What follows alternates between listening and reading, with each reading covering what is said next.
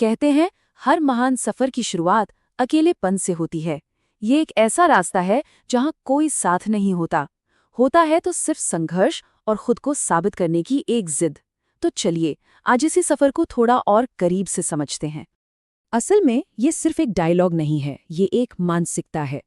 ये हमें बताती है कि महानता मुश्किलों को अपनाने से मिलती है, अंधेरे से दोस्ती करने से मिलती है, क्योंकि यही वो जगह है जहां इंसान खुद को तराशता है। तो सबसे पहला और शायद सबसे कठिन कदम, अकेला रास्ता चुनना। ये वो फैसला है जो एक इंसान को भीड़ से हमेशा के लिए अलग कर देता है।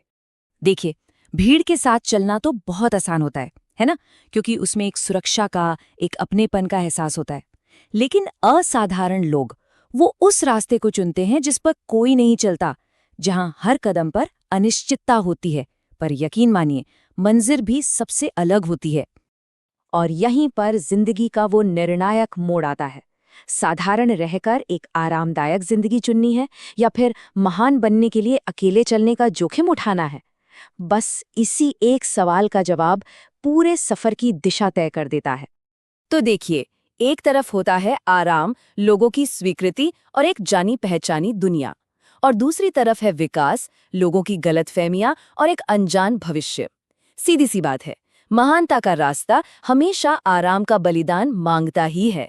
और जानते हैं, इस बलिदान की सबसे बड़ी कीमत क्या होती है? सामाजिक अकेलापन। जब कोई इंसान अपने सपनों के लिए आगे बढ़ता है तो पुराने दोस्त, पुराना माहौल सब पीछे छूटने लगता है। ये एक दर्दनाक सच है, लेकिन एक जरूरी प्रक्रिया भी। तो ठीक है, रास्ता तो चुन लिया, लेकिन असली लड़ाई तो अब शुरू होती है, खुद से। और ये है अनुशासन की वो आग जिसमें हर किसी को खुद को जलाना पड़ता है। इस जंग के मोटे तौर पर 3 नियम हैं। पहला, खुद पर पूरा नियंत्रण पाना।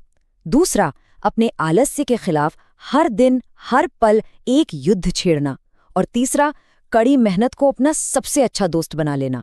सोचिए, 99% लगभग सारी की सारी मेहनत अकेले में होती है।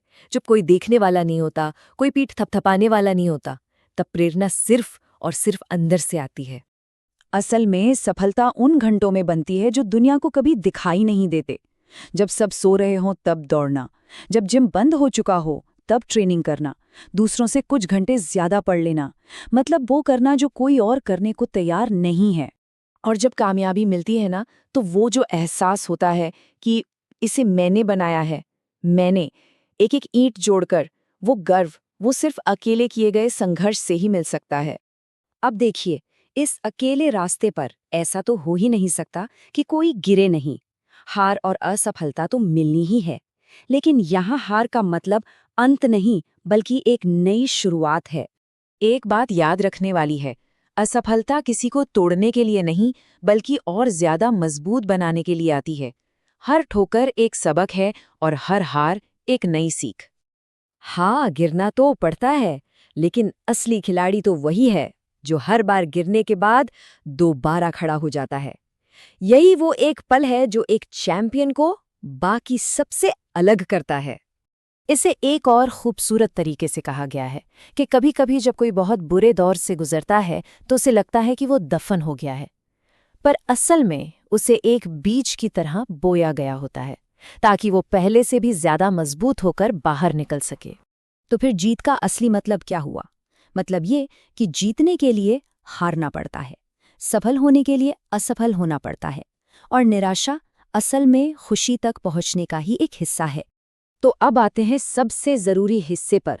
बाहरी दुनिया की लड़ाइयों से कहीं ज्यादा जरूरी है मन के अंदर की लड़ाई, क्योंकि सारी ताकत का जो स्रोत है वो यही अटूट मानसिकता है। हम अक्सर सोचते हैं कि ताकत जिस्म में होती है, पर असली ताकत वो तो दिमाग में होती है। शरीर की सीमाएं तो शायद तोड़ी भी जा सकती हैं, लेकिन अगर दिमाग ने हार मान ली तो समझिए सब कुछ खत्म। और यही मानसिकता ही तो हकीकत बनाती है।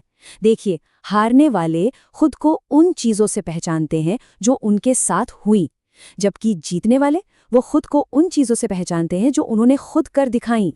और जब ये मानसिक मजबूती अपने चरम पर पहुंच जाती है तो इंसान के अंदर से आवाज आती है कि मेरा दिमाग बुलेट प्रूफ है, चट्टान की तरह ठोस, मैं ही नंबर 1 हूं।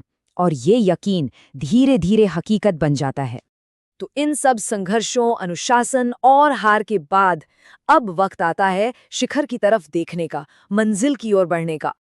ऐसा नहीं है कि आगे का रास्ता एकदम साफ हो जाता है, नहीं, मुश्किलें तो अब भी होती हैं, पर हाँ, अब मंजिल करीब महसूस होने लगती है और खुद पर विश्वास पहले से कहीं ज्यादा मजबूत हो जाता है। और जब कोई उस शिखर पर पहुंचता है तो उसे बाहरी तारीफों की जरूरत नहीं पड़ती। तब वो इंसान, जैसा स्नूप डॉग ने कहा था, खुद को धन्यवाद देता है, खुद पर विश्वास करने के लिए, वो सारी मेहनत करने के लिए और बिना एक भी दिन छुट्टी लिए काम करने के लिए। तो आखिर में बस एक सवाल बचता है। जीत किसी का सब कुछ मांगती है और फिर उससे भी ज्यादा, और बदले में कुछ भी देने का वादा नहीं करती। तो क्या कोई उस दौड़ में अपनी पूरी ताकत से भागने को तैयार है जिसकी अंतिम रेखा का पता ही न हो? शायद इसी सवाल का जवाब ही साधारण और असाधारण में फर्क तय करता है।